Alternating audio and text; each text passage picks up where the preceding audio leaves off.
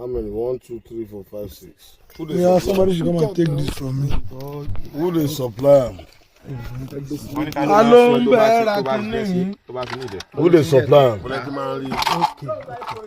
Who they supply the bullets? The bullet in rí. Wọ́n ta ló ta ọ̀tá fún yín bullet in rí. Mo gbà lọ́wọ́ ọlọ́pàá kan. Àwọn ọlọ́pàá kan. Ọlọpàá yẹn. Police. Hey God. Ọlọ́pàá wo láti ohun gbàgbọ́ láti UK. Níbo ni ọlọ́pàá gbàgbọ́ láti UK. Ọlọ́pàá wo ni? Ìbọn tó fún mi wá. Security. Ta lọlọ́pàá yẹn tètè sọ̀rọ̀ sí. Security. Ta ló gbé kíní mo fi rí kọ́kọ́ dání? Get an empty bag, put it inside. Put the exhibit there. Who supplied you this bullet? Where did you get them from? Police. Which police is that? Wọ́n ọlọ́pàá wo ni? Don't worry, we'll ask him later. He will tell us later.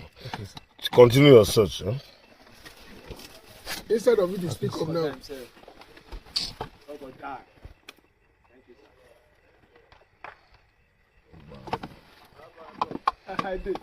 Oh, ní lu ọ̀tá lásán náà. Wọ́n ṣe kọ́ ọmọ ilẹ̀ lóko. Ẹ bá ti sọ fún látàárọ̀. Bẹ́ẹ̀ tí rí kí o tó ẹyin yẹn dandan. Ṣé ti yé? Madam Lam, Ade car wash ká tó rí. Adi car wash. Ẹ ṣe pé o mú àwọlé. Wàá dẹ̀ sọ̀rọ̀ ńgbà yẹn náà, ó yẹ kó sọ̀rọ̀. Ṣé o kọ́ tó dán sí ni pé bàrẹ́tà yẹn sínú yìí?